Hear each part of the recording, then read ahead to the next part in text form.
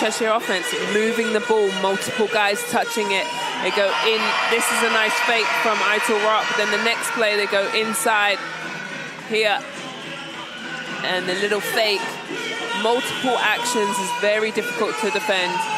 And they find themselves up 10-6. Well, it's very much a Cheshire pace game. Maybe that was the thing that Atiba Lions wanted to talk about. The problem with recent weeks is people have been playing Cheshire at their own game and scoring a lot of points. At the minute, Sheffield have only got 6 points in 3.5 minutes at that pace. And I guess it's that thing is, it's all right if it's 6 at your pace, but not 6 at their pace, maybe? Yeah. But I think Sheffield, I thought you said that at the top of the show too, talking about how many different ways that Sheffield have beaten teams. You know, they've really had to dig in the trenches. They've beaten teams outright. And so they have this really lovely, broad, you know, concept of winning and different ways of winning. They can go fast. They can slow it down. Yeah, it's remarkable when you, Clay rolling to the rim, when you look at this run of 7 games for Sheffield, the different ways, the different types of games. I'm thinking of the one down in Surrey that they won late on, maybe could have lost that game, won 63-61. Then they get 94 against Manchester on, is it Wednesday night this week? Ran away with it in the 4th quarter. All different styles of winning. And then got that Manchester game, like you said, 93-74, did it with convincing. So well tested, this Sheffield Sharks, and no wonder they're at the top of the table. That was the right pass. I don't think Clay was expecting it. And McGill ends up with the turnover.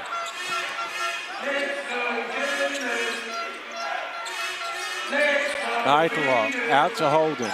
Skylar White for 3, front iron. Wow, Clay's been involved in everything thus far, hasn't he? But Cheshire really trying to pick on Nixon down low. I think they need to take him one-on-one. McGill goes the opposite way to the screen, and he is fouled, going to the rim, will shoot 2. That's what he's so good at. That first step explodes to the rim. Doesn't make it, but goes to the free throw line. Here we go. Well, it's noticeable, Ricky McGill coming in mid-season to Sheffield, that he's played in this country before. He understands the gyms, the referees, the opponents, because he's just settled in like he's been there right from the beginning, and particularly in that position. Sometimes it takes a few weeks, but I remember that the first game he played, he came in, he threw like 5 assists in the first few minutes, then he hit 3 threes in a row, and it was like he'd never been away, and just the confidence of familiarity has ensured he's settled in really well. Absolutely, and had 17 points last game, and you're right, and that sometimes it also helps when your team's winning, right? Yep. White, tough shot, good challenge by Clay. Stolen away, is it by Atwood? Clay comes up with it. Clay driving to the rim, Clay lays it in. Clay really moving very well. He's a big fella, but really agile. Good ball handles. It's a tied game. Atwood kicks out to Timberlake, stepping on the line.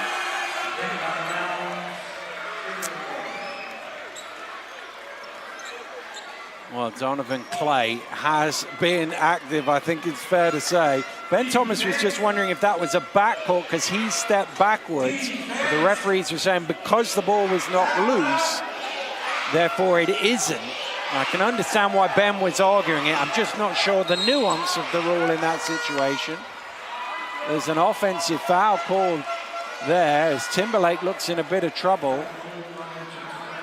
Foul is on Jamel Anderson.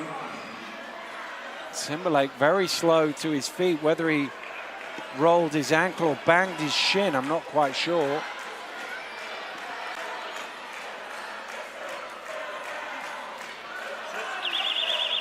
Well, he's looking like he's struggling to put weight on it here. So Scott Grayson, who went out with an injury earlier in the game, is having to go on for him, and actually Timberlake can't make it off under his own steam. This doesn't look good, Dan.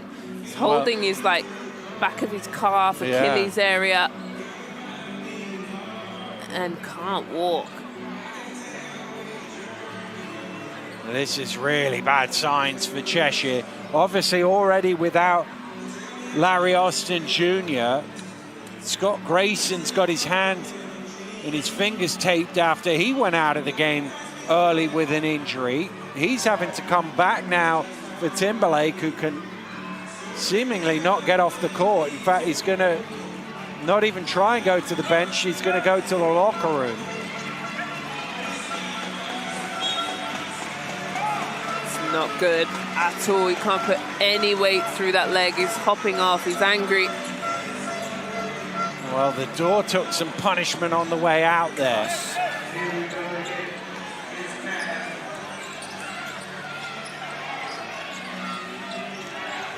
Idlerock drops it off to Atwood, who knocks it down. Yeah, that's his money shot. Nice little dime from Idlerock as well.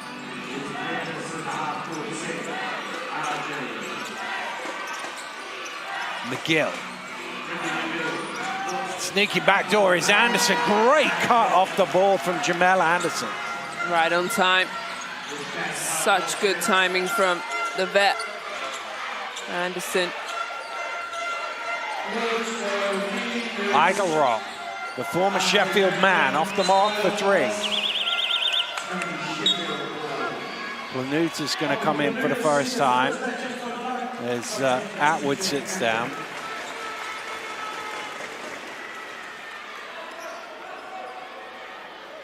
Well, it doesn't say it on the scoreboard. It feels like Sheffield are on top right now. Yeah, and it's tied game. I was going to say assistant coach Jack is probably going to have to... go lace them up, yeah. He's going to get out of his coaching gear. And a trip here. Foul called on Holden.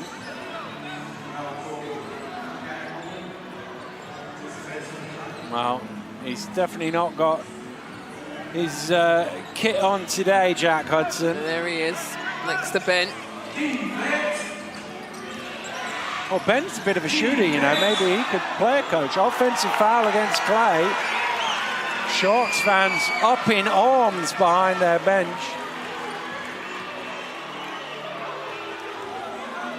Well, Clay the Lions doesn't think overly agree either. Is Clay holding his mouth? Let's have a look.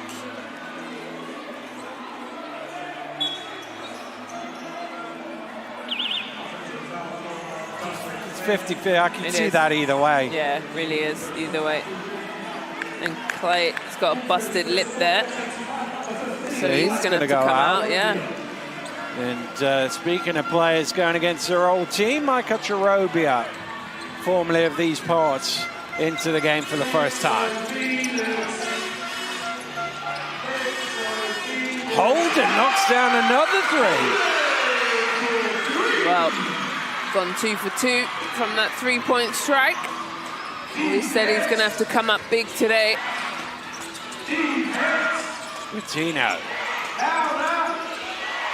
McGill. Sort of falling off balance. Tough shot. Big-time shot.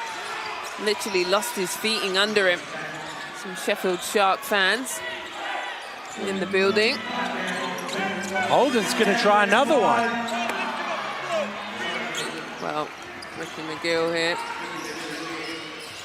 McGill trying to get it to Charobia, and Idlerock had hold of him. But look at this vet move here, Anderson. What I love, any moment that you can call your team in, discuss whatever happens, say a few words, and then split. That's where the confidence comes from. That's where the leadership of an Anderson, of a Glasgow that is in the game now is huge. Those are small things, small factors that make a team great. Another one who used to play for Cheshire, Jamel Anderson. Of course, the Cup final next month in Nottingham.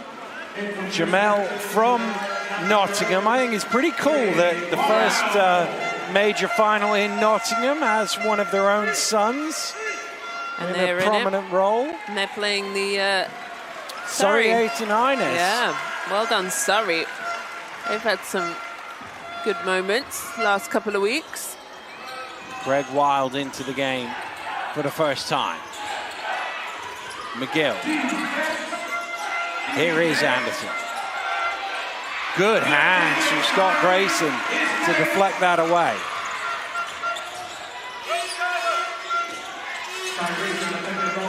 Scott Grayson down the middle for the jam. Lovely offense. Good job, Scott Grayson. Guess that hand is just fine. That little hesitation just gave him enough space.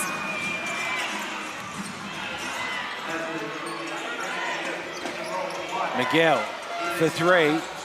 Ties the scores at 17. Wow. You know, you can't fall asleep on McGill. He just needs that split second to let that shot go. Eitel Rock driving it in under pressure, pushing the back from Ocherobia. And that will send Skylar White to the line for 2 free throws. Let's have a look back at that previous play from Scott Grayson. They're obviously worried about Skylar on the pick and pop. He takes it hard, he jams it in, but did he just tweak that hand a little bit? Again, just grabbing that wrist where it's been taped up. It's definitely an issue. Yeah, and obviously with Nick Timberlake out as well, can't really afford him to not be well. So Skylar White drills him. Obviously dealing with a broken nose. I spoke to Skylar the other day and I was like, you've gone back to the mask, because he had the mask on immediately after he broke that nose. Then he got rid of it because it was affecting his peripheral. And I'm like, you've gone back to it. He's like, I got whacked again in practice. Never had it before, and then suddenly he keeps getting hit in that nose, so he had to go back to the mask. Yeah, but tough. It is hard to see out, you know, your peripheral, and he felt it was best, and he has to wait because it's multiple surgeries, and by the time the end of the season, how many times he's been hit in the face, might make him look a little bit prettier though. Here's McGill, pulls up from the elbow, a little short. The deflection comes out to Anderson. Cherobia spinning baseline, back to Anderson. Good strip from Planutis. Nixon for 3, back iron. They still have the ball, Sheffield. Offensive rebounds right now, going really well for Sheffield. Cheshire need to get that rebound. Glasgow floats it up. Classic Rodney Glasgow.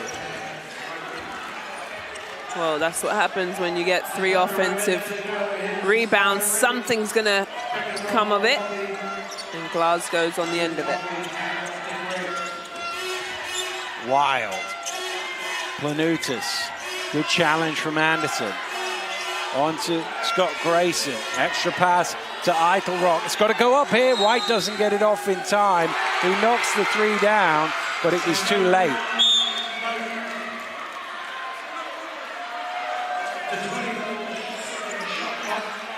It's been warned. Both coaches have been warned now. Well, because of the angle that we're sitting now, I could see the clock and White. And it was one of those, as the pass was being made underneath, it was at 1 second. And Skylar had no chance of getting that off in time.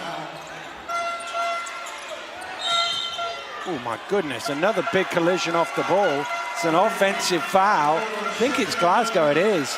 Glasgow's Greg Wild who hit the deck. There's a lot going on off the boards, Yeah, I'm watching the basketball, but really I need to keep looking at all the game because so much is happening, but both teams not letting down at all. Going pound for pound here in this fight. Nobody's backing down. Well, the shot clock and game clock are virtually identical. Wild fires up the 3. Greg Wild knocks it down. Still a few seconds here. And the crowd love that. Need a few seconds added. Well, the interesting thing on that is I don't think that Idle Rock has to get out of the way. The referee says, I stopped the game at 4.2.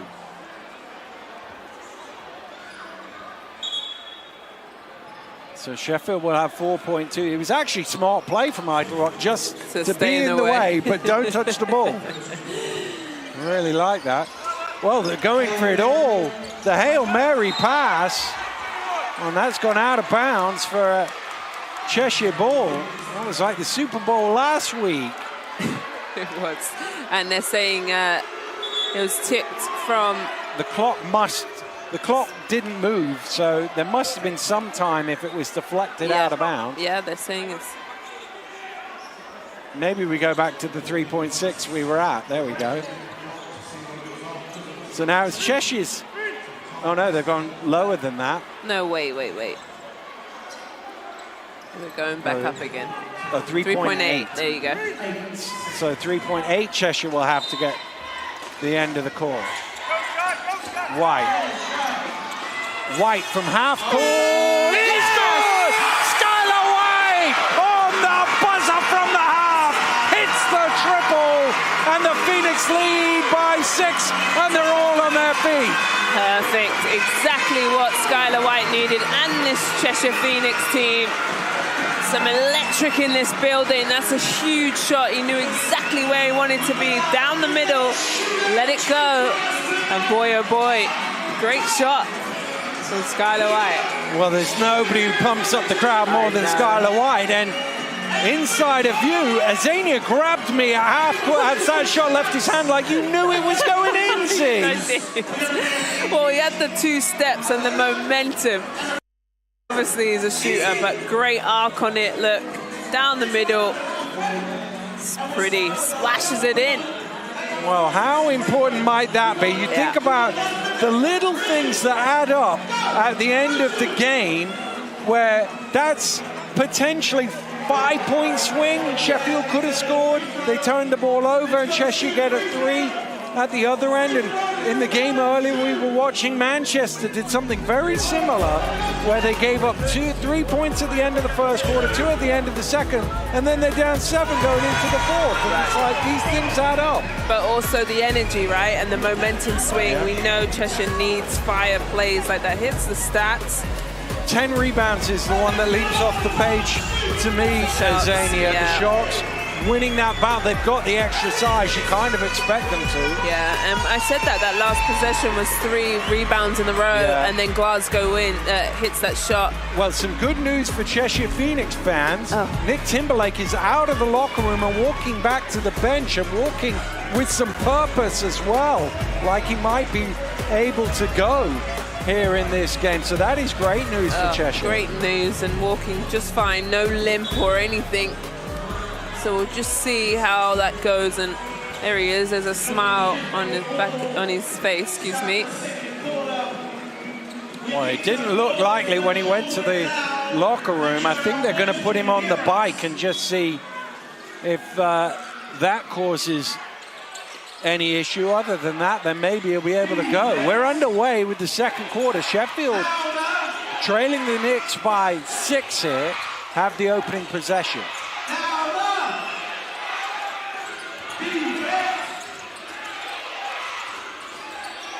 Nixon. Shot clock getting low. He fires it up. He's short. Long rebound comes out to Holden. Backcourt violation. Where you take off from, not where you land in that situation.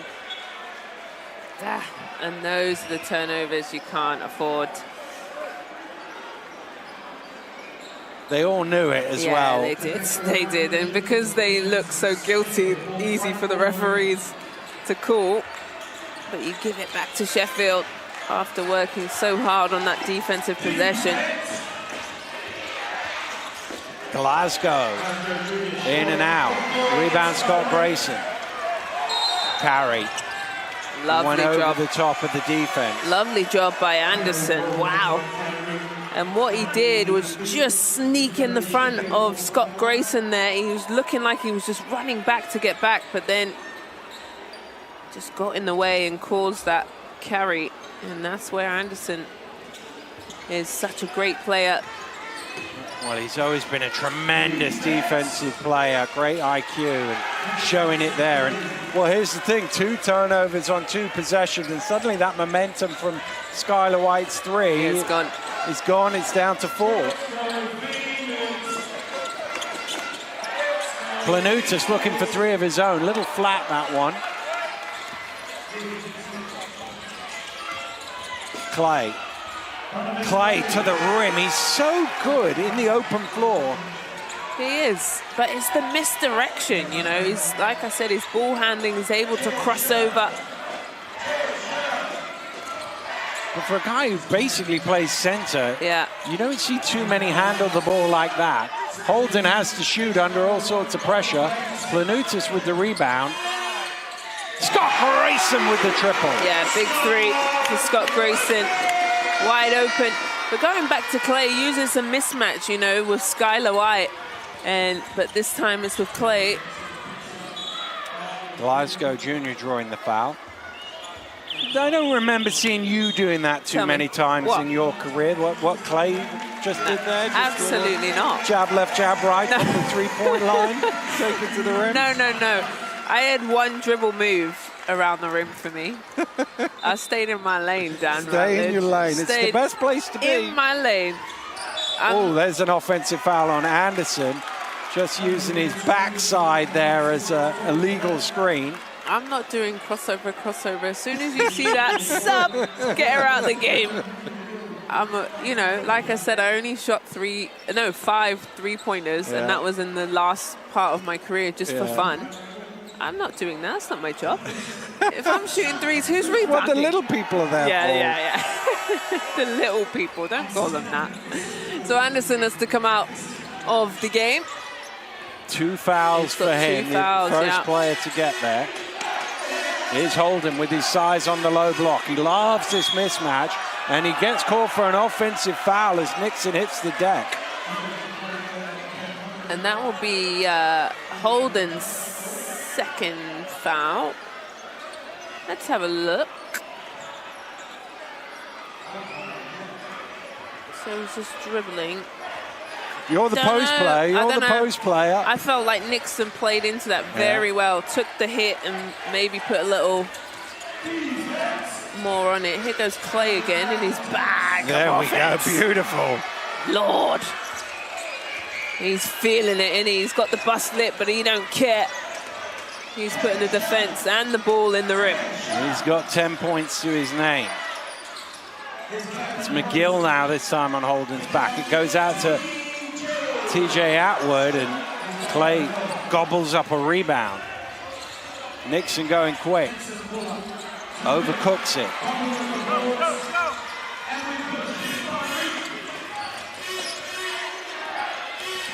Scott Grayson. Atwood gets the offensive rebound and somehow forces it home. Really, really good from TJ Atwood. He had 4 Sheffield Shark defenders around him and still able to get that bucket. McGill is poked away by Scott Grayson, but they just too quick for Holden to react and keep it in play. It'll stay a Sheffield ball.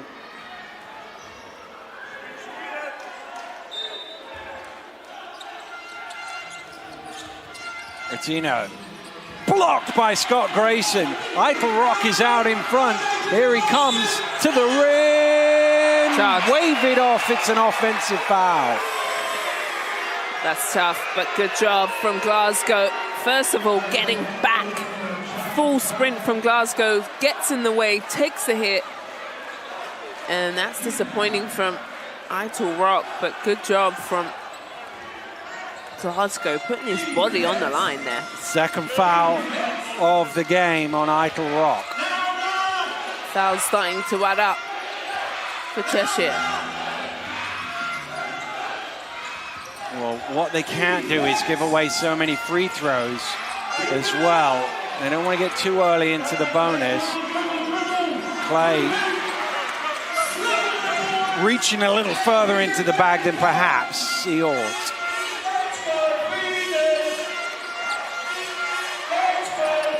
Scott Grayson.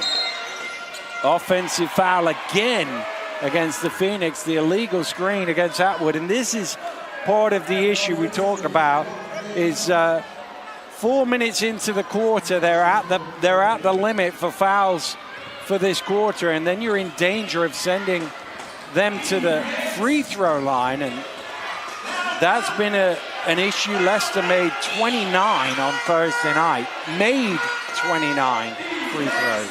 Wow. Good ball movement here from Sheffield. Well, there's some contact there, but no whistle. The Knicks fans are screaming, how's that not a charge? 3 is good from Atwood. The same play down on both ends. One's a charge, one's a no call. But Atwood, good job for just able to... Not just a no call, it's a flop warning. Really? Yeah, flop warning just been given. But Atwood, he didn't worry about it. He just stepped into a 3-point shot.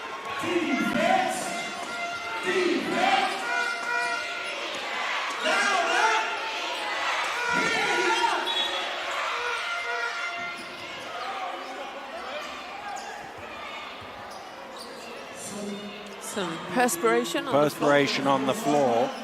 Yeah, Glasgow nearly wiped out on that. So they'll just clean that up real quick. Safety first. Well, 15 fouls in the game so far. I believe 5 of them have been offensive, if I've been counting correctly. That's a massive proportion. A third of the fouls, offensive fouls. Feels like a lot.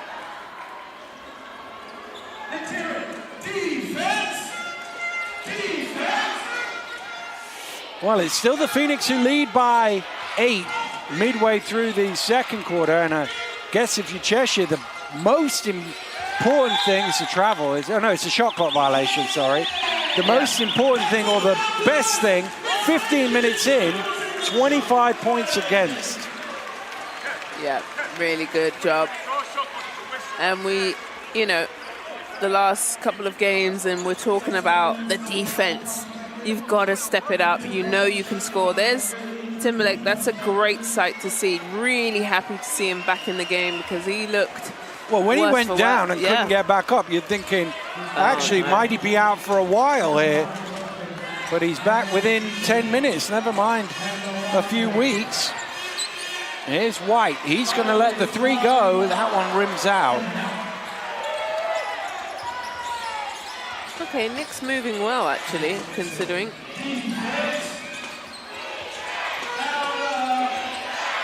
Well, he's got the shiny shoes on today, so he's got to perform. Clay driving to the rim. What a finish. That is Donovan Clay up to 12. Donovan Clay absolutely going to work. Everything at the rim. High throw. Pass deflected by McGill, and that will go out of bounds. And, well, Timberlake smashes into the table as he and McGill chased it down. 12 points for Clay. He's got basically half his team's points thus far. Yeah, and really lovely points too, all at the rim, in his bag of offense and ball handling, really making it difficult for Cheshire to slow him down. So we're just sorting out the table. Well, they smashed into the end of the table where the PA system is all set up. And fortunately, it didn't come crashing at our end, thank goodness.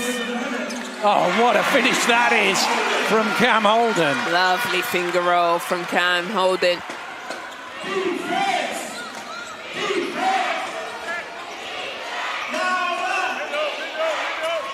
McGill going the opposite way, drops it off to Clay. What a pass that is from Ricky McGill. What a pass and a lovely offense. They knew exactly what they wanted. The lane opened up for McGill. The Timberlake slipping. Travel. He's all right while he's sliding on the floor, but it's getting back up to pass it is the travel.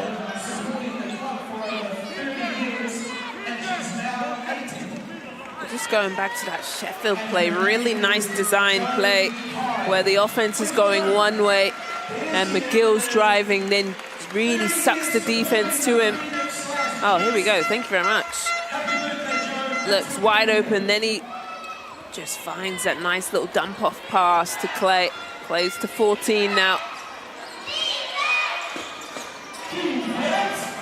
McGill pulls up from the free throw line and knocks it down. Silky smooth. It is, isn't it? Just like your hair. Man. Ooh, knocked loose by McGill. Out of bounds. Out of bounds off Holden. Timeout. Ben Thomas is going to call his first time out of the half. And there's 3:17 to go. In some ways, that's a good thing. You get through 17 minutes before you need to call a timeout. His lead is down to 4. Cheshire led by as many as 8. A much better job, but that McGill still there, just kind of getting in the way. Really good from him. So timeout, talk about it. Here's Holden with 10, leading the scorers. Atwood with 7, and then Clay 14 points with McGill with 9. With Clay really playing well, 70% from the floor, everything to the rim. Nobody has stopped him yet. And the thing is, it's not like you can double him because he's getting all his scoring going towards downhill, getting to the rim. So what you've got to do there is you've got to deny him the ball. You can't let him even catch when he's on fire like this. Well, obviously Cheshire don't play with a traditional centre, if you like. Yeah. So in some ways you feel, or maybe they could get beat. If you didn't watch the game, just look at the stats, maybe it was all low post footwork. But actually it's been drives and attack that you sort of think maybe the quicker footwork that the non-centres on Cheshire's team have would help it out, but not been the case. There's a long discussion going on between Holden and Coach Thomas. So here we go.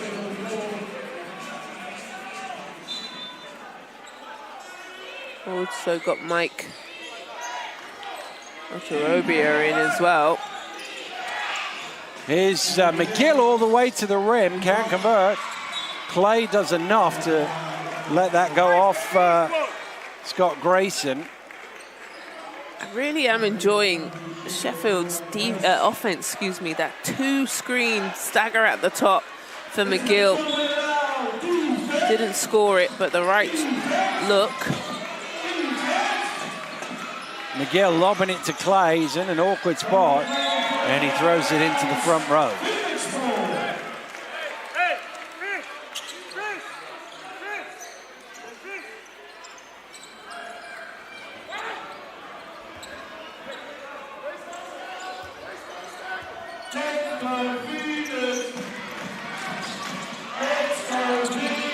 Eichelroth. Well defended by Sheffield. They knew exactly what was coming. Blocking foul called against Ocherobia. They called a play, and then I could hear Coach Atiba Lyons down on the other end calling exactly what was going to happen. So they've done their scouting report in Sheffield.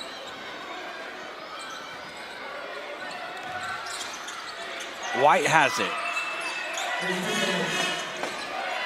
Cross court to Eichelroth. Eichelroth using his muscle to get to the rim. Foul is on Rotino, and that'll be 2 free throws for Eichelroth.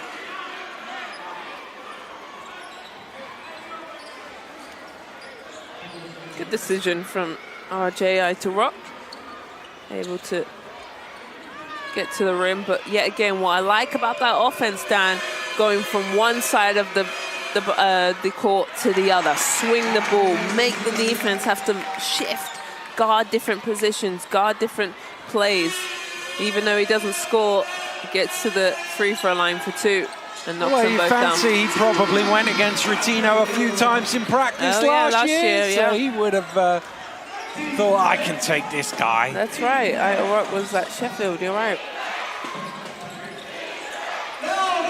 Here's Clay again looking to attack. Here's Rotino in his favorite spot. Ooh, in and out for 3. Nixon, everywhere is his favorite spot. That doesn't go. Everywhere is his favorite spot. I like that one. I'm going to steal that. Steal away. Rotino with the steal of his own.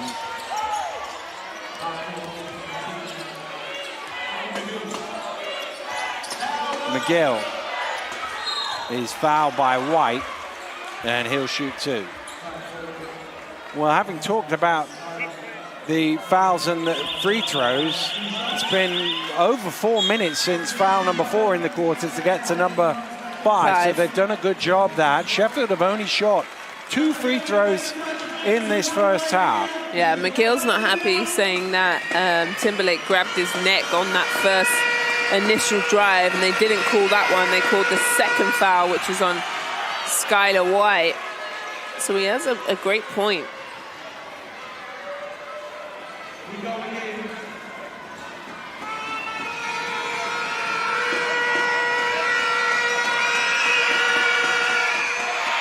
Rebound for Holden. Atwood driving hard, and he'll go to the line for 2. And that's Cheshire basketball. That's what they like. As soon as they get a rebound, they're off to the races. TJ Atwood on the end of that one. So another timeout being called. Yeah, Tiba's going to use his second timeout of the half with his team trailing by 5 here. 1:43 to go to halftime. And you know me, I always think these last 2 minutes, 100 seconds, so important. Yeah. Because I just go, add a 5-0 run either way. It's either a tied game or a 10-point game. It's such a different halftime team talk. Yeah, you're right. You're right. This is where you can, fall asleep or get a bit lazy or lackadaisical, and that's why the timeout's been called. And I think you're right. This last 2 minutes of who can really put in a couple punches before you head to the locker room. Cheshire really, even though, they're leading, but some reason I look at the score and I think, okay, it should be Sheffield up. But Cheshire are doing a great job. It's their defense, and we spoke about it multiple times. They've got to be able to slow down teams. They can't have teams scoring 100 plus on them. I guess that's the interesting thing. If we didn't have the scoreboard and the clock on the screen, just watching it, you feel like Sheffield have scored more than 32 points. Yeah, and they haven't. And I'm happy. I'm happy with the pace of the game as well. I'm happy with how it's being refereed. I like the competition. Nobody's backing down. Good pace to it for a nice Sunday afternoon. Sunday fun day is what I call it. Yeah, well, Ben Thomas will be delighted if they get to the half and Sheffield are under 40, which seems likely, given they've given up, as I say, an average of 114 points per game over the last 3 games. Sorry, that is crazy. It is in a 40-minute game. That's what other teams are scoring on them. Yeah, 110, 110, 122 last 3 games. Wow.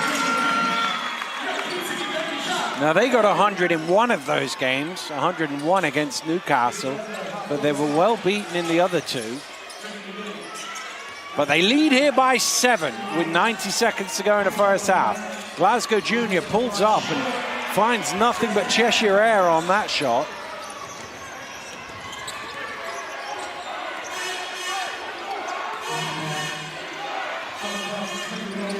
Holden. He waited for the time to attack. Good hands for Atwood. Tips it out to Scott Grayson. And Atwood's on the floor. Not quite sure how he got there, but I think Donovan Clay had something to do with it. Good job from Atwood, just getting in there and tipping that out. And working hard for second opportunities. Here comes Anderson back into the game for Clay. Yeah, not too subtle with that foul there, Donovan Clay. It's his second foul, which is why he's sitting down with a minute to go.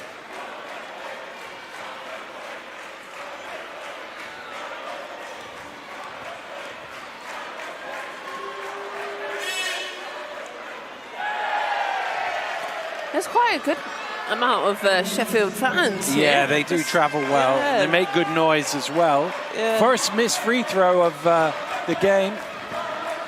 Yeah, they're singing Donovan Clay's name right now, those Sharks fans. Second one does drop. They're saying, don't miss it. And so he made it, and the Cheshire fans cheered. Here we go, under the last minute of the first half. Glasgow.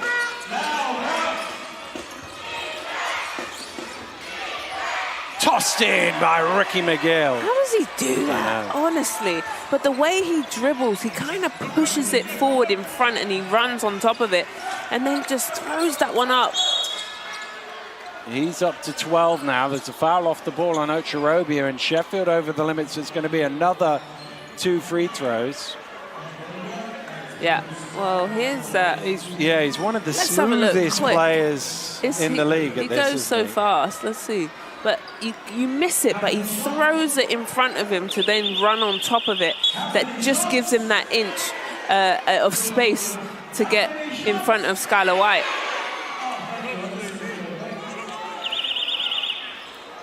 Both coaches making changes. Rutino checks back in for Ochirobia, for whom that was his 3rd personal foul. And Wild and Planutis are going to come in.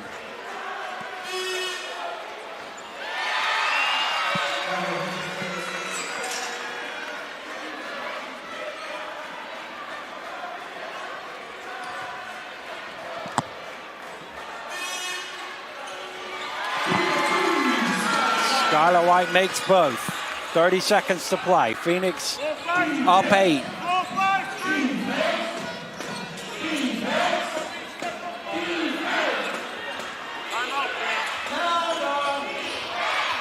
Nixon drives, too strong. Rebound Scott Grayson. Shot clock is off. 1 shot, shouts Coach Thomas from the sideline. Scott Grayson waiting for his moment. Now he goes. Has it? Bum, will that count? Will that basket count? He just sort of tossed it up. What an incredible throw. It is good. It is good. He'll go to the line for the bonus. Incredible from Scott Grayson. I thought the foul was earlier on as well. Let's have a look here. Just kind of dancing between the legs, multiple hits, and then kind of cradles the ball somehow and gets it up. So 1 free throw to come, and we spoke about this momentum of the last minute and a half, didn't we? And it's gone. Well, I said you had 5 either way. Yeah, to go up 10. They've got their 5. Yeah. They're looking for number 6. It's like you know what you're talking about. Well, Dan. Occasionally, even a broken clock is right twice a day. 2 seconds for the Sharks. McGill from 3-quarter court. No. What a first half for the Cheshire Phoenix. They needed a response after 3 big losses, and boy, did they get a response. They've held the Sharks to 34, and they lead by 11 at the half. Yeah, really good half. And you spoke about that 2-minute swing, and they definitely got it. And they got the push that they needed, and the crowd really helped Cheshire. Good to see Timberlake walking. He got hit in that leg earlier and had to go to the locker room. Well, we said Sheffield have won in all sorts of ways. They're going to have to win from behind today if they're going to keep this win streak going. And, well, the one thing you know is when this Cheshire Phoenix team hits threes, they're pretty tough to cover. Yeah. They've made 7 in the first half. Yeah, 7 from 17, 41% to Sheffield's 13%, 1 from 8. Rebounding game, though, finally going to Cheshire, where they were losing that in the first quarter.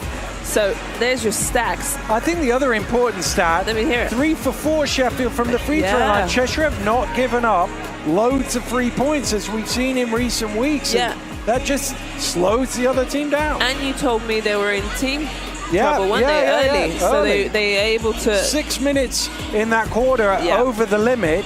and they at the limit, and they only gave up 2 free throws as a result of that. Yeah. Let's have a look back at the highlights from the first half, and boy, the first couple of minutes felt like a normal Cheshire game. You score, we score, up and down, but there has been a response. Ben will have asked for one in the last few days, and he has got one here today. Yeah, and I think at some point you kind of get tired of losing and tired of, you know, playing well, but then letting teams come in, and that stat to me is horrible, to hear that teams are scoring 110 points on us. They're able to score that also, but it's the defense, and that's what I do think they're really locked in here. Hands are up, multiple guys at least contesting shots. Okay, McGill's gonna, you know, knock those shots down. Because that's the other thing, is McGill and Clay have played really well, and yet they've not allowed anybody else. Those two have contributed 26 points. They've not really let anybody else go off. No, but that's what I want to see in this second half. Can they control them? Clay's gone for 14. Do you stop him in the second? Well, definitely playing his part in this game is Cam Holden with 11 points, and we've got a nice interview with him now as well as Plays of the Week. A new dawn rises, where champions emerge and redefine the game, where limits are tested and greatness is unleashed. This is when legends are born. Super League Basketball. A new dawn is here.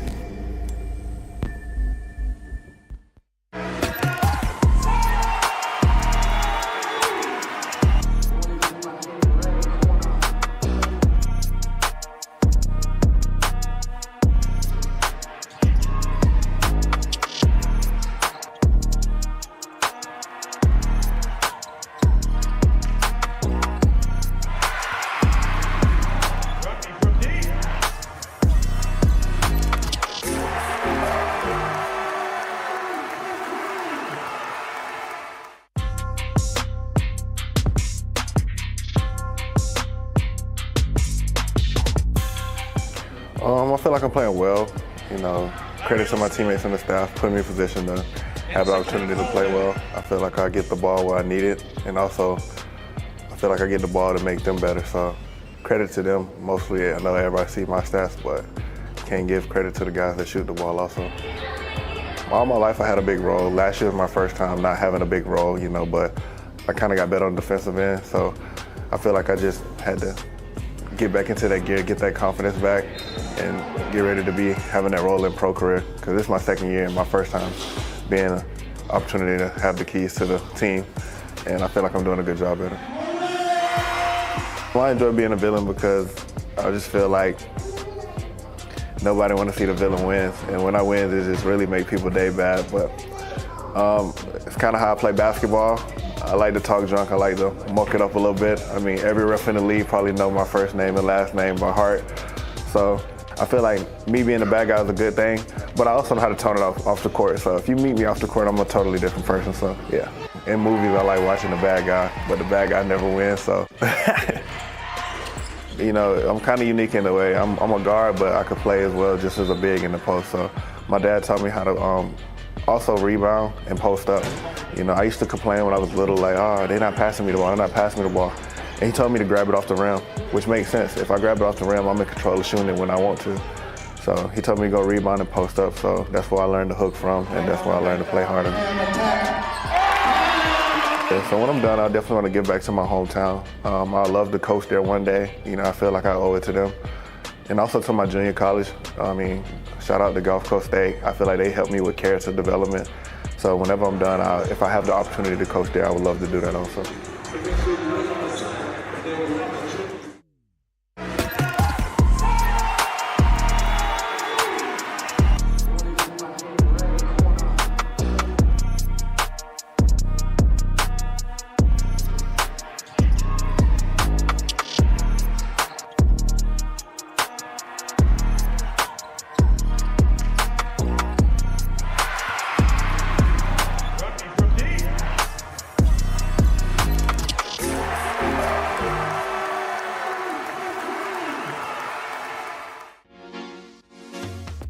Basketball is the second most played sport by young people in the UK. And this is a great opportunity for us to engage the younger generation in being more sustainable, recycling more, and ultimately reducing waste and protecting the environment. Away in the trash can, and throwing this away in the trash can, you're doing it in the right place. You're composting, you're recycling, you're reducing, reusing. It's just super important to learn that from a young age because you carry that into your adult life. I majored in marine science and I minored in sustainability. So it's actually really exciting to see us partner with a company who is really invested in sustainability. I think it's fantastic. FIFA is such a quality name in the waste and sustainability sector. We're a quality name in our sector. They're very much about community. We're very much about community. So I think it's going to be a great partnership.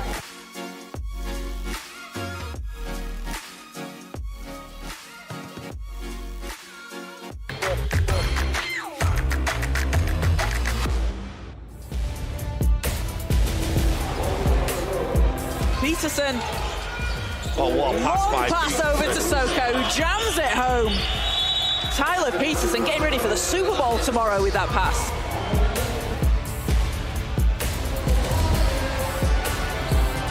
And then a turnover. Jeffries has it all the way. The throw down. And the Sharks putting an exclamation mark on this game as they increase their lead to 21. Johnson finding Hunter, goes for quick three, it's up. Oh, baby! He ties the game up with 3.2 seconds left.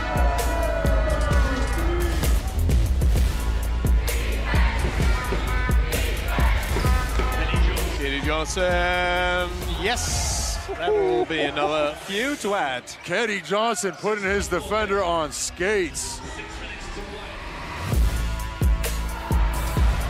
Back into the hands of Brisker. Peterson lobs it up. Hadzibegovic throwing it down. Hadzibegovic is just showing out his all-round game.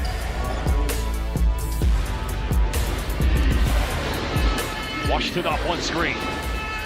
Right now, straight to Thompson. Oh my goodness! Just goes in with authority.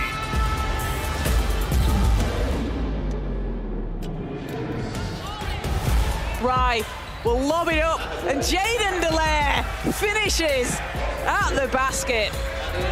Showtime here in Manchester.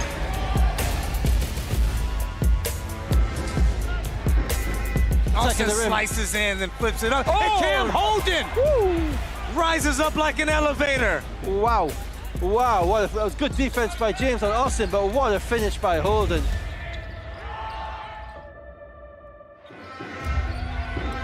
Skyler from deep, bang!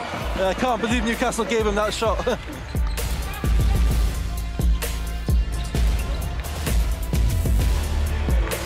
Rutino's got it to McGill, to Nick. Oh, stop it! Oh, stop it! Stop it, Brendan Nixon! That's ridiculous! Unbelievable ball movement there from the Sharks.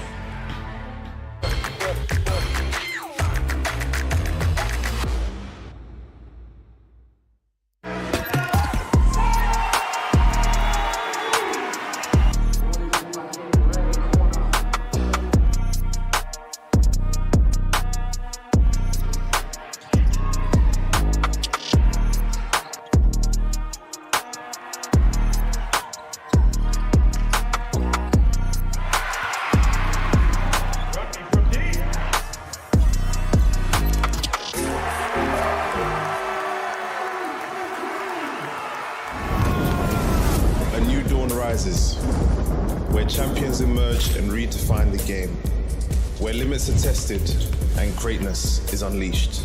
This is when legends are born. Super League Basketball, a new dawn is here.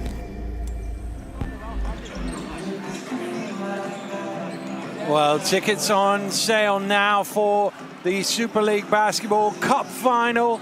Sheffield Sharks will be there. They're going toe-to-toe with the Surrey 89ers. You can get them from Motorpoint Arena, Nottingham.com, and live here, of course, on DAZN if you can't be there.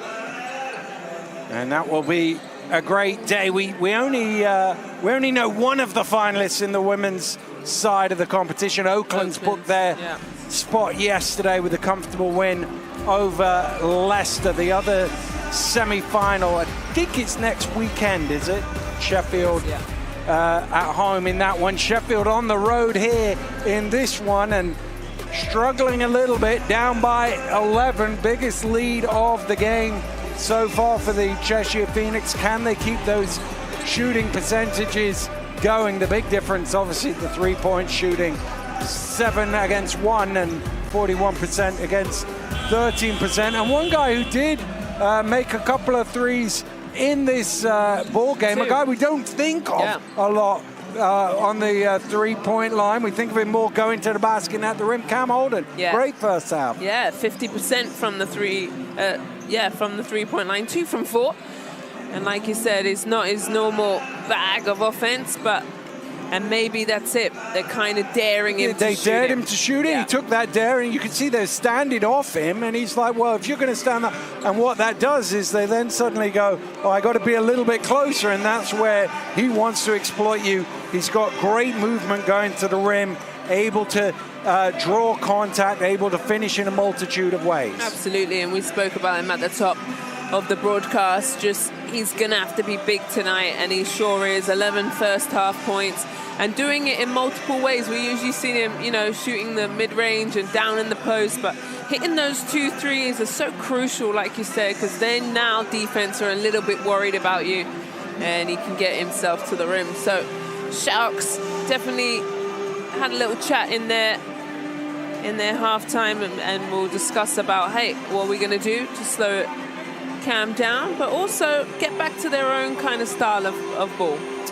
Well, the top 3 in Super League basketball all played today. Leicester have gone to Manchester and won. London have crushed Caledonia down at the Copper Box, 96-51 that one finished. But Sheffield, the other member of that top 3, have work to do in the second half, trailing by 11. Yeah, and Atiba Lyons spoke about it in his, pre-game talk, and hey, this team has been on, I think he said not the right side of winning and looking good, but he knows how good they can be, how many weapons they can, and if they're on the right page and shooting well, which they are, they can find themselves in trouble, and that is what they're in, but it is a long way to go. Well, it'll be the Phoenix who get the opening possession of the third quarter here at the Cheshire Oaks Arena in the Ellesmere Port Sports Village.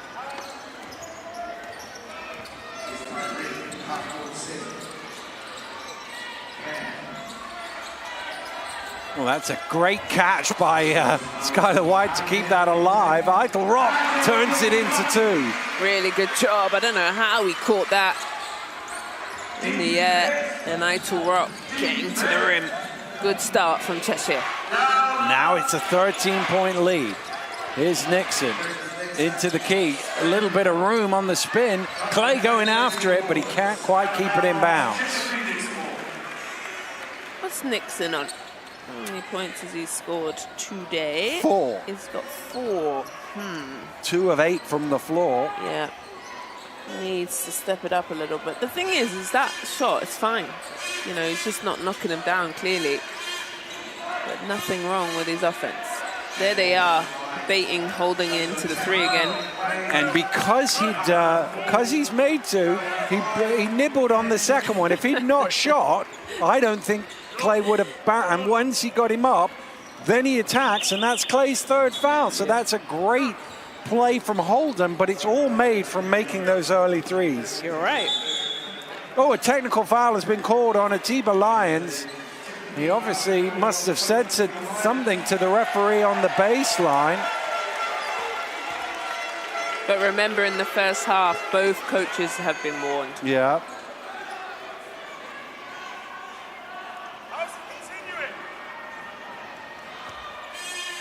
So Skylar White will shoot the technical free throw, and he will make it.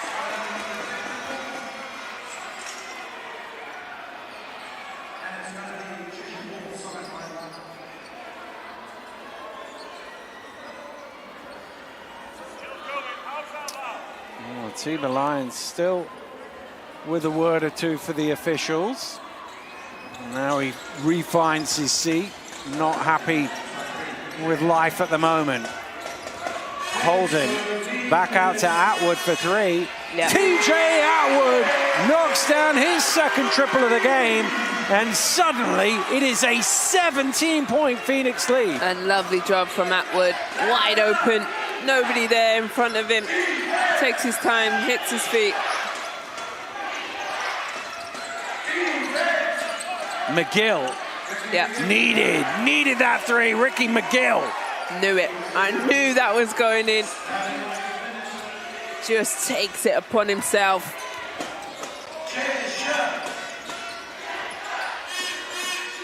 Holden again pumping on the three. Going down to the block. Nixon knocks it away, and that will be a Sheffield ball. And Holden thought there was a foul coming, but nothing doing.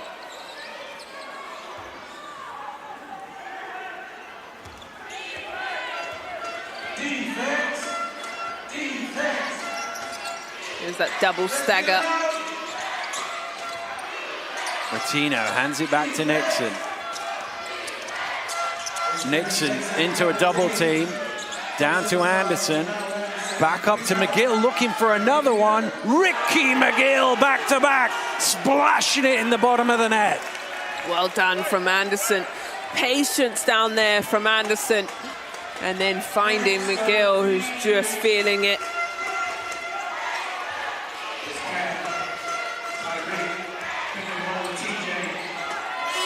Scott Grayson, long two, off the mark. Rodney Glasgow let that go all the way out of bounds. But just when Sheffield was staring down the barrel, Ricky McGill stepping up with two quick threes.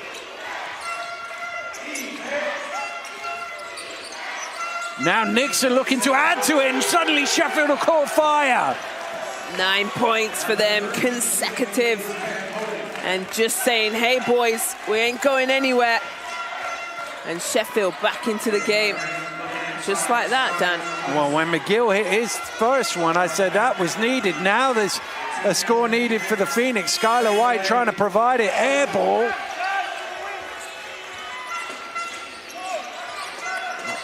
Nixon drives, gets it up high, and the foul is called. Skylar White, the offender.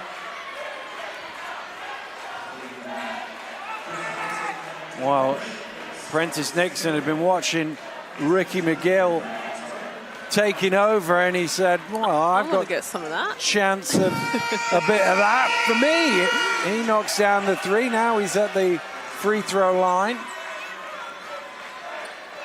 Yeah, really good. But for me, you know, it's little things like an Anderson sets that great screen, gets Nixon open, Anderson down on the post, patience in there, nobody's rushing, finds the open McGill. And just that poise with Sheffield's offense has just got them back into this game. Well, Cheshire cannot score. The last 11 points all gone to Sheffield. Here's Holden down on the block. That doesn't go. Gets his own rebound. Scott Grayson to Atwood. Blocked by Anderson. Stolen back by Scott Grayson.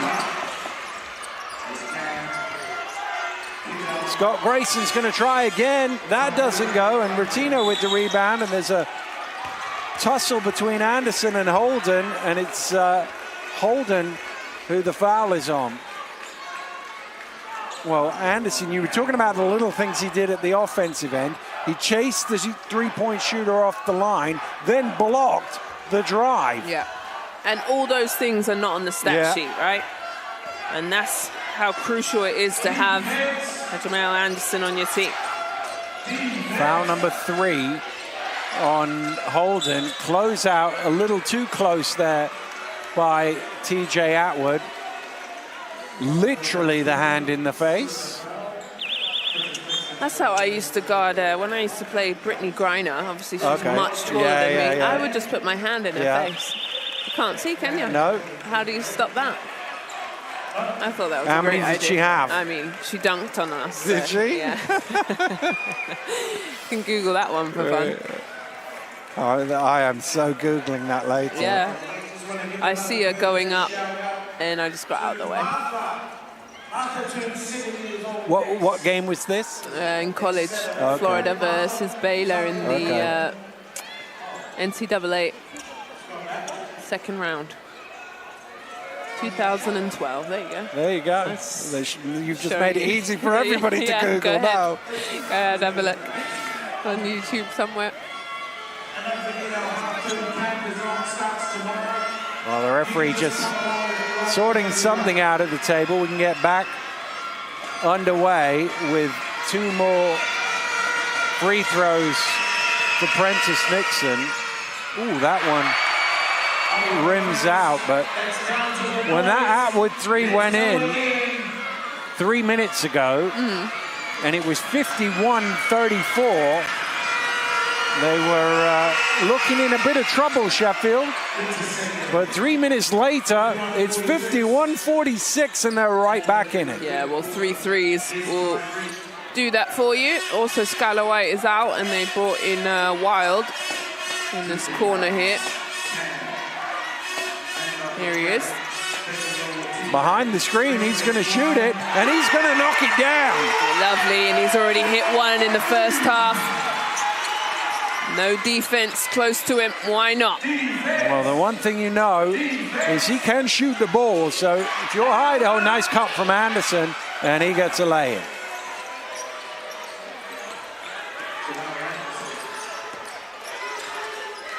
Eichelrock, he's going to take a 3. Still in play. Anderson is able to keep it for the Sharks. Nixon, short. Here's Atwood, has Holden with him. Doesn't need him, goes it alone. TJ Atwood with the score. Is that a, what happened there? McGill.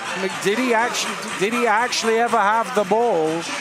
Because referee's saying no. Referee said no, but Holden said thanks a lot and laid it in. But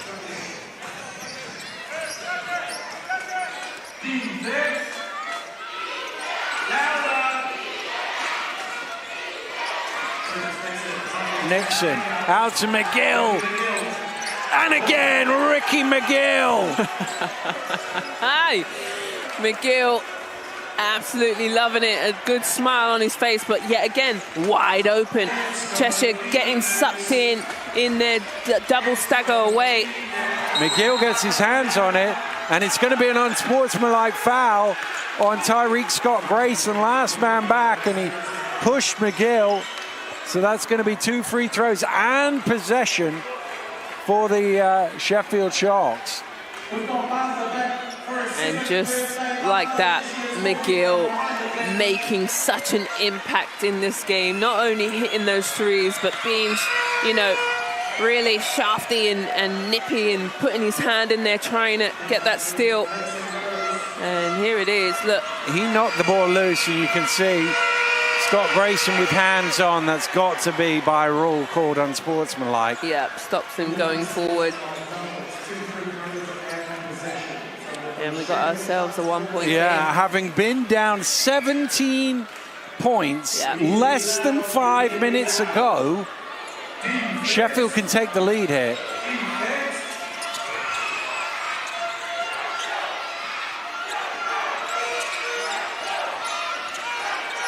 McGill.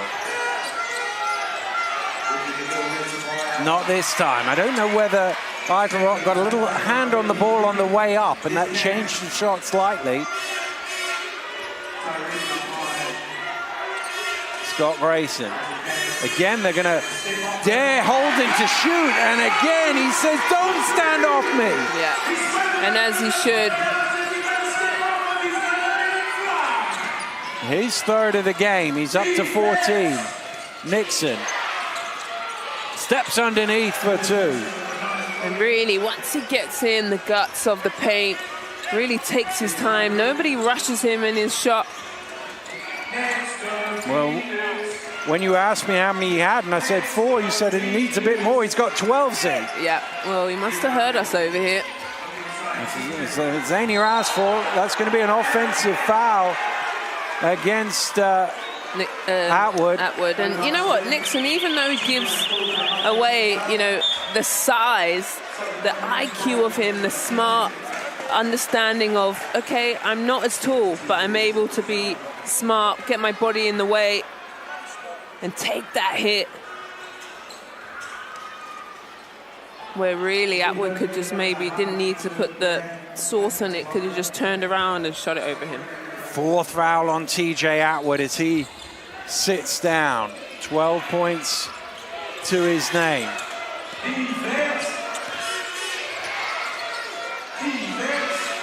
Anderson.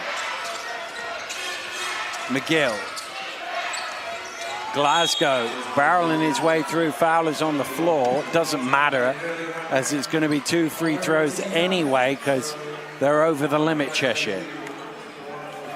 Well, we talked about the free throws against in the first half, how well they'd done it keeping Sheffield off the line. I think it was 4 free throws in the first half. These are free throws number 7 and 8 in the second half. Let's go again. That is much noise as you want.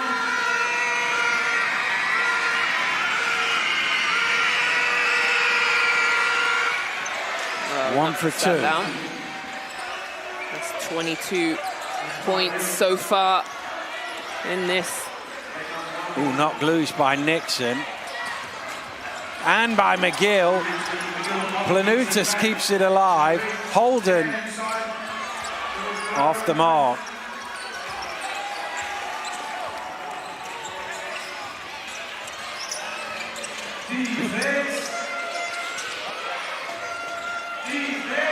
Oh, nice pass. Oh, what a block from Scott Grayson. Eitel Rock pump fakes through the contact, just doesn't get gravity to go on his side. Wow. It'll be 2 free throws. Scott Grayson down here on the other end. Anderson thought he had a wide open layup. No, you don't. Here it is. Lovely little screen and then cut down the middle.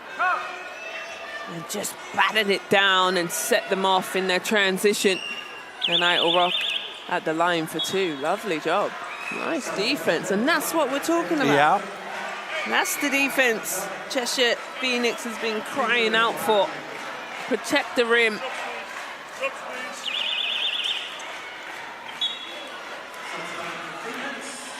So some subs coming in. Cam Holden gonna make his way out. And Skylar White in.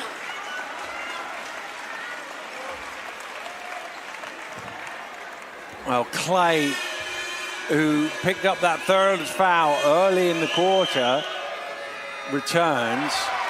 And that's what I'm seeing a little bit of trouble with him. I remember the last time they came, he was in foul trouble as well. And really, it gets him out of his rhythm, where he's been playing so well in that first. He has 14 points, but hasn't scored since because of that 3rd foul. He has had to come out. Glasgow.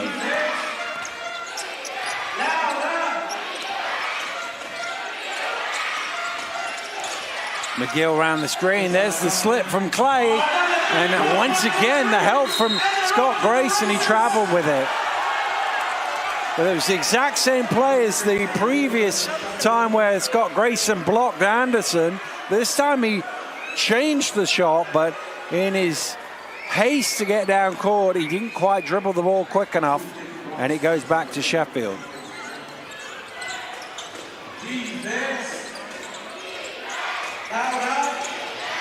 Here's Clay again.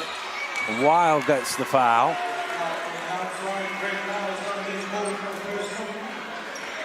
Clay goes to the free throw line, trying to find his first points of the second half, where that first half he was outstanding. And sometimes all you need to see is the ball go through the net at the free throw line to get yourself going again. Short rims that. can't afford missed free throws at this point. Well, they 9 from 13. You wouldn't say free throw shooting is the best aspect of his game, to be fair. Which is my euphemism for he shoots 52% from the line. Planutis thought about the three, put it on the floor, and McGill knocked it away.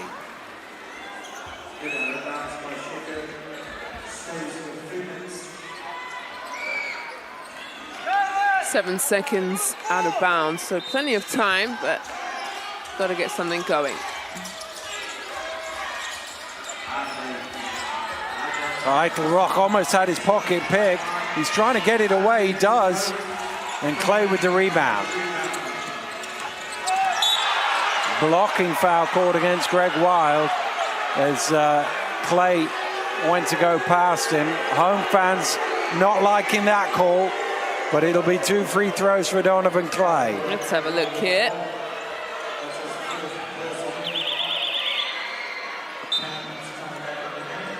Tough call. I thought it's right in front of me. I thought it was a block. Yeah. I'd have called a block as well. Yeah. Holden's going to return. Ballsy of Wild, though. Put his body on the line and take the hit from Clay. That's not an easy thing to do.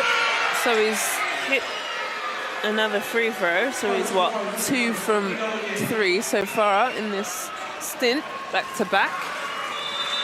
Nixon's lined up in the wrong place here. The referee just spotting that.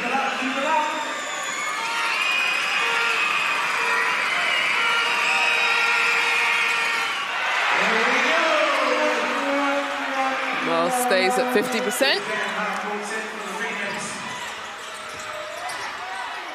Holden puts it on the floor. Out to Wild for another 3. Caught by Holden, who threw the ball off Rotino. The Sheffield fans are up in arms, not happy. He's obviously doing that in part because he's going out of bounds. The Sheffield fans thought there was a bit more to it than that.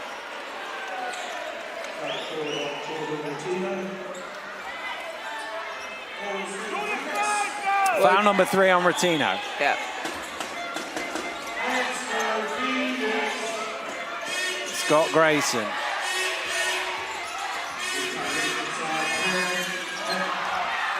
McGill on the floor trying to get the rebound. Rotino, it's all going on. Sheffield come up with it. That's solid defense from McGill down the other end. Clay bangs into White and jams it home. Good no call. Went with nothing. Coming down to the last 30 seconds. Well, they were down 17 in this quarter. They are up 2, and the Sheffield fans are on their feet. Wild. Off the mark. Foul called on Glasgow. We call that a patient whistle. Patient whistle. Patient referee whistle that is allowed. It frustrates players because you think, oh, why have you called it so late? But a referee is allowed to see the continuation and the full look of the play to see if it's a foul or not. Doesn't have to call it right there and then. And that's what a patient whistle is. So. Well, Clay will sit down. I wonder if it had something to do with that last play that was a no call. He's obviously on 3. They don't want him to get 4. Well, let's hope. But it's his name again that the Sharks fans are singing. But this quarter for the Sharks, 26-13. Make it 26-14. A tremendous push from them. Bearing in mind, Cheshire scored, was it the first 8 points of the quarter, I think it was? Yeah. Nixon loses the dribble, and that's going to go back to Cheshire. And that's defense that they want. There's going to be a timeout here for Ben Thomas. I'm always interested in the psychology of things, Z. Let me hear it. 6 seconds to go. Cheshire may score, they may not score. It'd be a point or two in it, either way, going into the fourth quarter. As the team that were up 17 in the quarter, do you think, man, we let it go? As the team that were down 17, you think, oh, we got it all back? Or does none of that matter because it's a one-point game going into the fourth quarter? Yeah, I think if you've let the lead go, you'll be upset of it. You know, you think, oh man, we were up. What have we done here? But also you do have a full 10 minutes, so you don't want to dwell on it too long or upset you or, you know, it affect your mental. But we got ourselves a game. I didn't think it was going to be like this. But the way the defense and holding low scoring, you know, we're used to seeing the 100 around here. You thought it was going to be 79-80, not 59-60, didn't you? And, you know, and Cheshire scored 25 points in that first quarter. So I was thinking, oh, we're on the way to another 100-point game. But it slowed down a little. Well, the interesting thing in that timeout is it looked like Jacob Groves took his shooter shirt off as if he was going to come in, and then he put it back on as if he's not going to come in. Obviously, we haven't seen him. He's been out injured in recent weeks. Here's Holden. Oh, they've thrown it away. Skylar White, well, he did all he could do to keep that in bounds, and it is a 1-point Sheffield lead going into the fourth quarter. They were down 17 in the third quarter. But it's Eben Lyons and his team have their noses in front going into this last 10 minutes, Azania. Yeah, and it was those 3 threes in a row, 2 from McGill, 1 from Nixon that just gave them a real force and a push and a belief to get themselves going. It was all Sheffield Sharks in this third, 26-14 that third quarter. I'm pretty sure they were 1 of 7 at halftime from 3-point range, so 4 of 6 in the third quarter. You said they need to make those shots back. They certainly did in the third. Yeah, and you know, they've just stayed solid, but what Cheshire have done have just given them a bit too much space. Ricky McGill's looked at the rim way too many times, and he's turning up. You know, he's really playing very well, as he's got 23 points, 7 from 13 from the floor and 4 from 7 from the 3-point line. So he's the hot hand for Sheffield. Well, the interesting thing is it's basically been 3 guys for Sheffield. Anderson has 4, Glasgow has 3, nobody else has scored for them. It was Clay in the first half, and here in the second half, it's been Nixon and McGill. Yeah, and you know what I like about that for Sheffield is who's the hot hand? Let's keep going to him, and that's what I like about basketball. And if you know that, if your player on your team is really, you know, the guy to go to, keep going. You milk it until it can't go no more. There's the Sheffield crowd, the fans who have come, and that was the no call from Clay. But we've got ourselves a game, 1 point. I don't think, you know what I love about working Cheshire's games? There's always some sort of excitement. They make us work. It's a long day at the office until the very last second. We didn't get a chuck a duck, Dan. Well, how did we miss out on that? I need my practice because I've been awful. Mind you, my shoulder's still a bit off. You know, really? I probably wouldn't. Okay. Probably wouldn't have the arm strength. Okay. Maybe I'd throw left. Go left. Yeah, fair. See if I got a left. And I was in the gym yesterday, so. Oh, were you? Yeah. Hit my PB, 130 kg. Yeah. Really? Yeah. Wow. I know. Still got it, see? Yeah, tell a friend. Here we go then. 10 minutes left in Ellesmere Port, at least. As Cheshire and it's thrown away by Nixon. Too far out of the reach of Anderson. I was about to say Sheffield are going to start us off, but it's Cheshire who are going to get the first chance to get the scoreboard moving. And plays like that really don't help, do they? Well, Nixon trying to win it back. Scott Grayson gets there.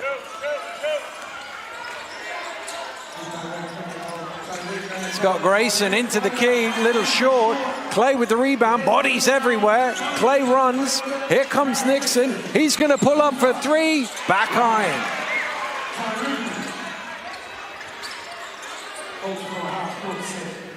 Holden wants it in the low block. Nixon on his back. Out to Scott Grayson. Glasgow knocks it loose. Clay comes up with it. I would like Scott Grayson to shoot that one. You know, the doubles happened. They've come down to Cam Holden. Just let it fly. Clay. Trying to move Skylar White out of the way. Goes to the fall away. Way overcooked. Eichelrock throws it back. Oh, great work from Tyreek Scott Grayson. Threw it off Rotino so that he didn't get a backcourt. So Ricky McGill. He's back into the game. Yep. Nixon. Replacing Nixon. Ricky McGill, 23 points. That's his season high since joining Sheffield. Planutis with the illegal screen. It's just not square on. It was square on, but then it's the rotation out of it, you know, and that just knocked off McGill off of his path.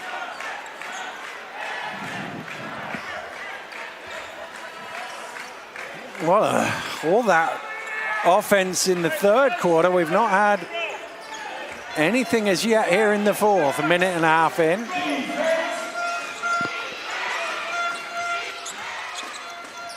McGill.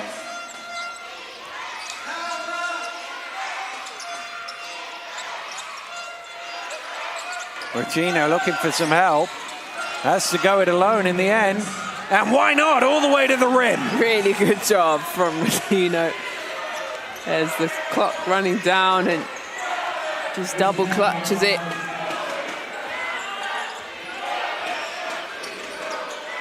Planutis. Back out to Holden.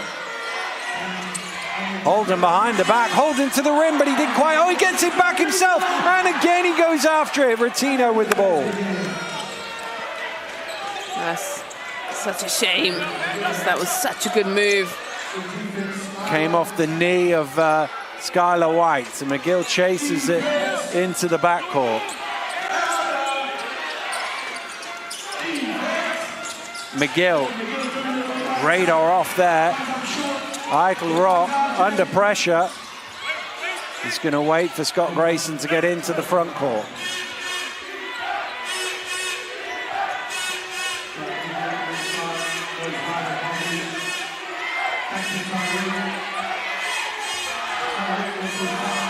Scott Grayson out to White, got to shoot it from miles out. He didn't get it off in time. It's a shot clock violation. Yeah, great defense from Sheffield. Really on the same page, moving, making it really hell for Cheshire to even get a look, an easy look at the basket. Wonderful job from the Sharks. Really, we've not seen Timberlake in the second half at all, I don't think. I think it's obviously that injury came back with a little bit of adrenaline, but we've not seen him since. And just talking about defense for both teams, only 2 points has been scored in this quarter. And that remains still. It's gone out of bounds. 59-62. Sheffield lead. 6:42 on the clock.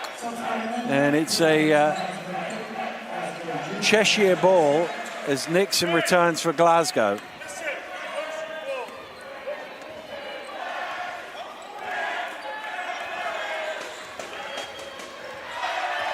Atwood to White. Scott Grayson, 6.5 minutes to play. Atwood with the mid-range. That is short, and it remains a 3-point lead for Sheffield. Offense really dried up for both teams right now. Maybe a little bit of fatigue starting to set in where shots are short, but also the defense been solid. Oh, what a shot from Prentice Nixon. Well, there it is. Just as I said, offense has dried up. Nixon says nope. Let me hit a three. And it's up to 6. Holden is fouled.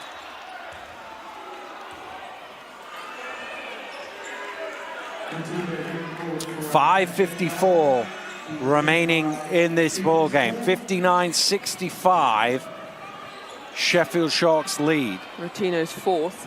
He's the first Sheffield player to get to 4. Atwood and Wild are on 4 for Cheshire.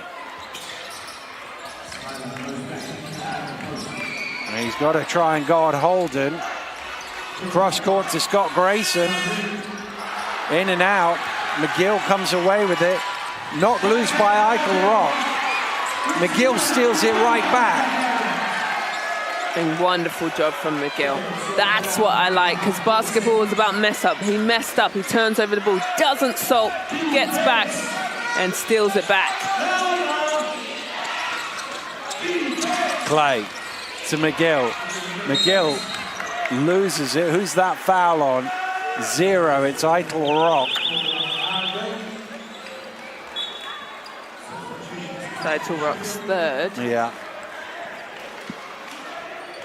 We're just talking about McGill, sorry. If you're a young player up and coming and you're watching this game, I think McGill is a beautiful example of how you want to play. Basketball's all about mistakes. Obviously, whoever makes less mistakes wins, right?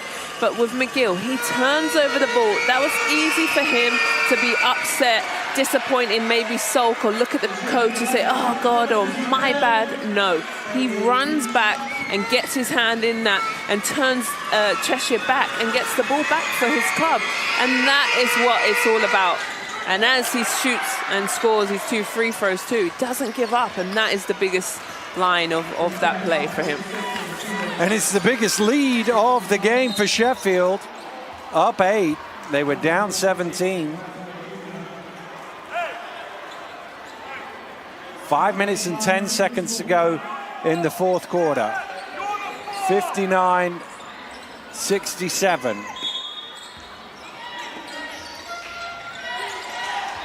Stolen away by Clay.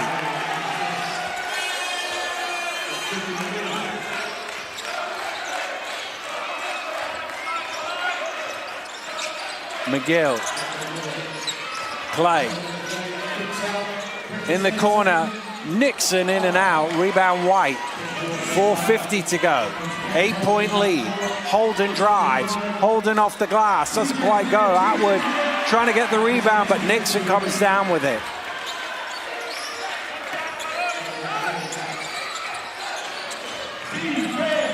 .430 to go. Sheffield trying to squeeze a bit of clock out of this game. Now, Glasgow Jr. hits a 3. Sheffield have a double-figure lead. Ben Thomas calls a timeout with 4:23 to go. Massive, and I spoke about, you know, offensing really drying up for both teams, but Sheffield just staying with it, sticking with it. And Cheshire can't find a bucket. Well, guess who can? Glasgow here. Nice little crossover. Stops on the dime and hits the 3. Lovely job. And it forces Cheshire into a crucial timeout as we're into under 5 minutes left of the game. And Cheshire have not got the scoreboard ticking at all.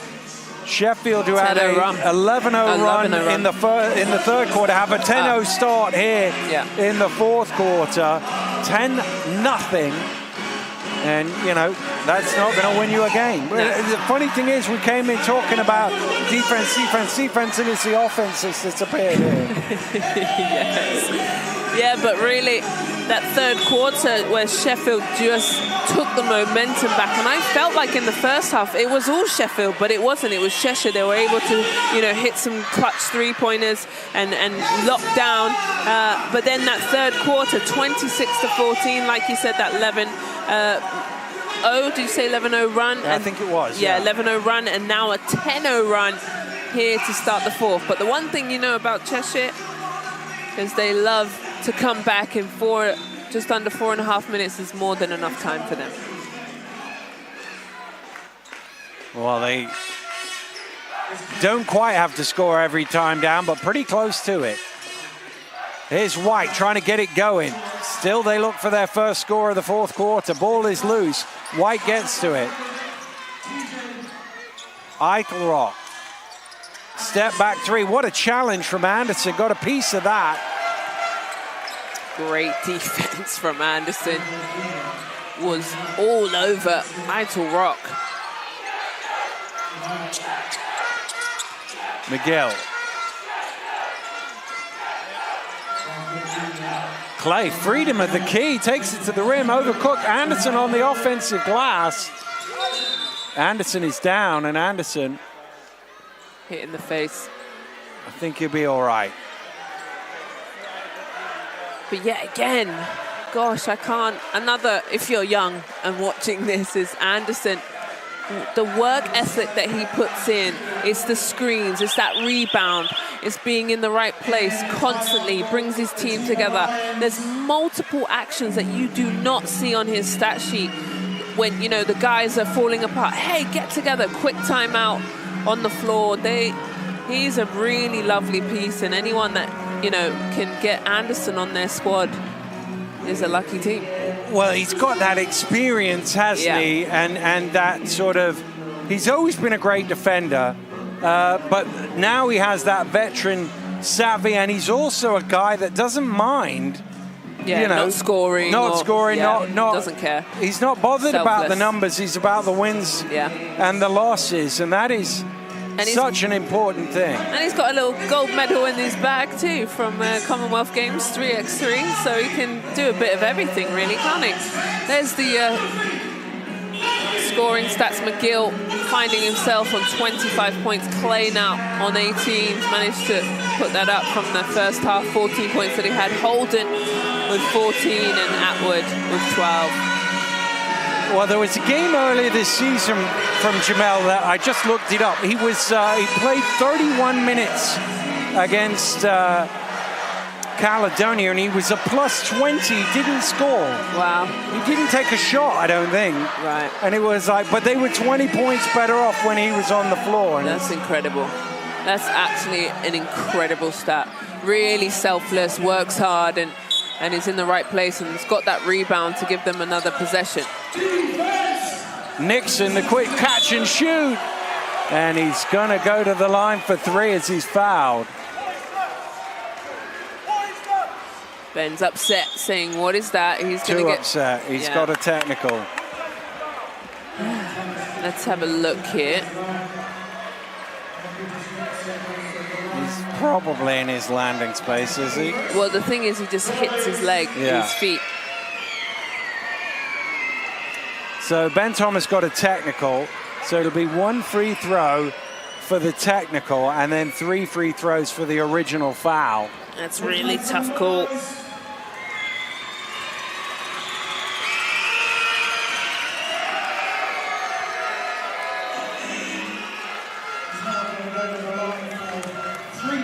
And Nixon is essentially a 90% free throw shooter. So you would expect all 4 of these to go in. And Cheshire, well, it's just fallen apart in the second half for them. And they've still yet to score in this quarter. Wow. Really? That's disappointment. And you think from the first minute of the third quarter, it was 51 to 34, and it is now 59 to 74. So that is 40 points to 8. Sheffield have outscored them in that time. It's incredible.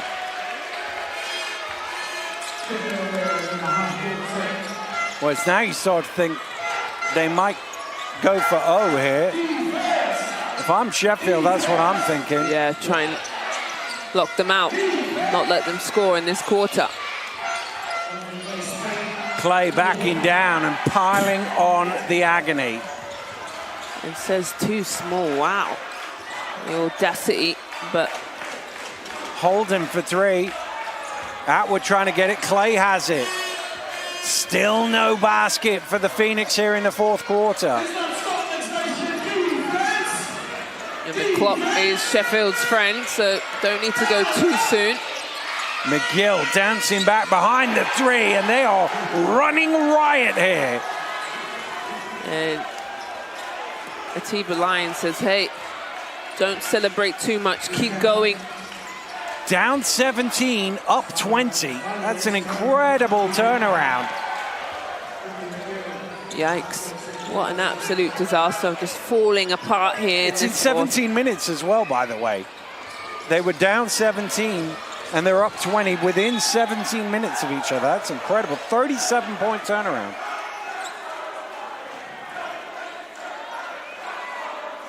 Wow. I'm a bit speechless, and that's very rare. Well, there's the Sheffield Sharks. They're not speechless. They're not. They're having a dance and a sing. And having a good time, which they should be, because their team has absolutely come to play in this second half and just managed the game very, very well, in my opinion. You know, they had a couple foul troubles, especially with Clay Anderson subbing them out, bringing Nixon in, subbing him in for McGill, not playing them at the same time, and then offensive rebound. The shooter gets an offensive rebound. I'll tell you what, we used to run for that. Yeah. Suicides in practice, like it's a no-go. Atwood trying to steal it away. Here's Glasgow, 2 on the shot clock, misses everything. Eichelroth, ball is loose. Well, I'm not sure why the shot clock reset there. Well, maybe, unless Cheshire had got the ball, but then it reset to 14, so it doesn't matter as Cheshire got it back, but can they score? Travel. Gosh. They're in danger of going through an entire quarter without scoring here, Cheshire. There is 98 seconds to avoid that ignominy. I don't recall it ever happening. No. I don't have quarter scores going back forever, but I don't recall it ever happening. There's been a few twos. There was one in the WBBL, was it 2 years ago? I think you might have played in the game. I think you nilled somebody. Yeah. And Glasgow says, here's some more pain for you.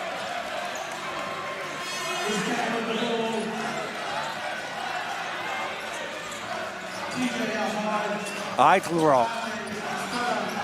Down to Atwood, surely. Atwood gets them their first score of the fourth quarter with just over a minute to go. Wow. Took 9 minutes. That is such a heartbreaker for Cheshire. Well, MVP Azania, there's 3 to choose from. I think I'm going McGill. I feel like he was causing havoc everywhere. And also I spoke about, even though when there was a mistake, he was able to get back 5 rebounds and 4 assists. You just threw it straight out there. You didn't even let me... no, I didn't play games today. Play games with you, no. No, I'm not playing none of that. He was incredible. Scott Grayson to the rim, and foul is called. So it'll be 2 more free throws. But, well, I guess the difficult thing for Cheshire here is we came in talking about the points against. 83 is a much more normal points against, but they've only scored 61. Yeah.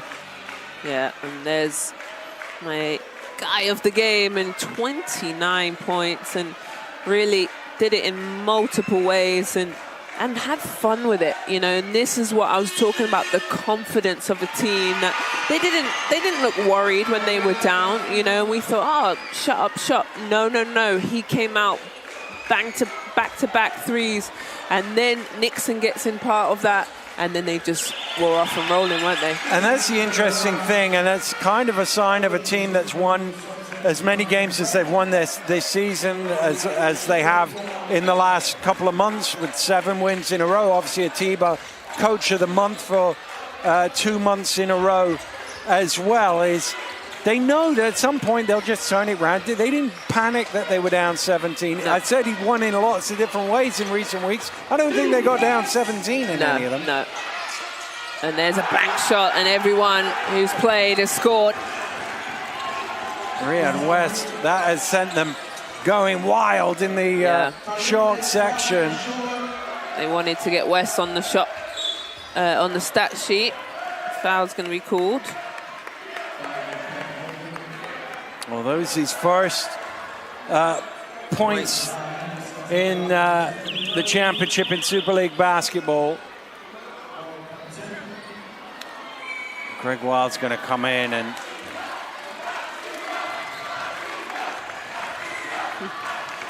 the Sheffield Shark fans cheer on the Tiba Lions. And this will be 8 wins in a row for Tiba Lions, Sheffield Sharks. And they've got, you know, Matthews and Jefferson on the bench injured, so they'll be out a good couple of weeks, but... Well, if that doesn't sum it up, they do eventually tip it home. But an unbelievable second half by the Sheffield Sharks. They started out, as West fires up to 3, they started out down 17 a minute into the third quarter. They have won the game by 22. What a turnaround that is. Essentially a 40-point turnaround in 19 minutes. Yeah, outstanding. That is, honestly, all Sheffield Sharks in this second half, holding out Cheshire to just 6 points, and those 6 points were right there at the last quarter, that last couple of minutes, sorry. Wow. Really, I'm speechless, because I thought, okay, Cheshire are looking good, they're playing defense, they're figuring it out, but then they got punched and they just took the air out of them and the building, and they just smelt blood. Oh, well, they are the Sharks, so obviously. There was definitely blood in the water, and the Sheffield Sharks were feasting, and it was led by Ricky McGill and Prentice Nixon, particularly in the second half, and then just everybody joined in. It was a really, really good performance in the second half for the Sharks. They won that second half by 53 points to 20. Incredible turnaround. And that just shows you what winning every week does. You have that belief, you have that momentum, that everything really. And those Sharks fans, what an enjoyable trip home that will be. Not too far back to the Steel City, but it'll be a nice journey nonetheless for them after a great turnaround. It didn't look like that a minute into the second half. Here's the numbers, and dominated in the shooting percentages by the Sheffield Sharks. Cheshire just shooting 33% from the floor. Those threes that they were making in the first half disappeared in the second. And Sheffield really running riot. We can get some reaction now. Our MVP, Ricky McGill, is with Z. Well, you're my MVP of this game, 29 points for you, but you guys were down 17. You did not panic. That second half was incredible. Just tell me how you guys are feeling. You know, little first half, we was kind of struggling a little bit. Referees wasn't giving us our calls. We was kind of like crying about that. We just came in at halftime, told us, yo, stay composed. So we had to do, stay composed for the second half. And so we did in the third quarter, and we got the lead. And obviously you've played in this league before and you've joined this team late. Now you're on 8 wins in a row. Just the confidence that not only yourself, but you bring to this team, and how it's affected you guys. You know, I mean, I just come out every night and try and do what's best for my team. I try and get myself going, try and get people involved. And as right now, we're playing as a great team right now, so I'm happy for us. I'm happy we got the win. And now, with this confidence, you also play the Cup in March. Just talk about that and your fans as well tonight. Yeah, the fans is great. I mean, they come out and support us. They got their little shark things going on. I like those. I might have to get me one of those. But yeah, every day we're just going at it, trying to get better. We got the Cup coming up, and we're going to try and get a win. Perfect. Congratulations, Miguel. Thank you. I'm here with Tiba Lions. Coach, outstanding. You were down 17 and you were able to just stay calm and get through. We talked about at the top of the game, you've won in different ways. How proud of you guys tonight? Yeah, it was a great win. Cheshire really came out with a lot of intensity, put us on our back foot early, but they did a great job recovering. We made shots, we weren't shooting the ball great, and we weren't getting some calls, maybe 50-50 calls our way, but we kept our head and came through another end. And what did you tell them at halftime? Because that second half for you guys was all Sharks. You were able to go on that 17-0 run, and then you really shut them out with, I think, with the last minute, they only scored 6 points. I told them to stop missing jump shots. No, we made some small adjustments, nothing crazy, but I think they just, shook off that first half and came back with good intensity. Lovely. And just talk about your fans that have traveled today. They're incredible, man. I hope that, they keep growing. It's great for us. I love it. I love it. Amazing. You guys are playing with great confidence. Good job today. Back to you, Dan. Well, yeah, the fans were excellent in full voice all the way through the game, and they still are now, to be honest with you. It really was an impressive performance from them and an impressive performance from Ricky McGill. He's come in like he's been here all year. It's never easy in that position to do it, but he just has settled in really well. He made 5 of 8 from 3-point range today. He had 4 assists as well, 5 rebounds, 29 points, and really got them going. It was those threes in the third quarter when they were down 17. They were looking in trouble, that he got them going in the right direction, and they're going to take some stopping. As I say, they seem to be able to win in every single way. Close games, blowouts, high score, low scoring, can't score, and then they really impressive today. And let's have a look back at all of the results this week. It's been a double winning week for Sheffield. They ran away from Manchester in the fourth. Leicester with 110 at home to beat Cheshire. London a topsy-turvy game, coming from behind in the fourth, having been up 20 in the first. They won that by 3. Newcastle beating Caledonia. Bristol bouncing back to beat Surrey by 6. And then today, the top 3 all winning. Leicester by 13 in Manchester. London handily beating Caledonia at the Kappa Box. And then tonight, 65-87, the B Broad Sheffield Sharks beating the Cheshire Phoenix. For Azania Stewart, I'm Daniel Routledge. Thank you very much for joining us. Enjoy the international break. We'll be back in a couple of weeks. Goodbye. A new dawn rises, where champions emerge and redefine the game, where limits are tested and greatness is unleashed. This is when legends are born. Super League Basketball. A new dawn is here.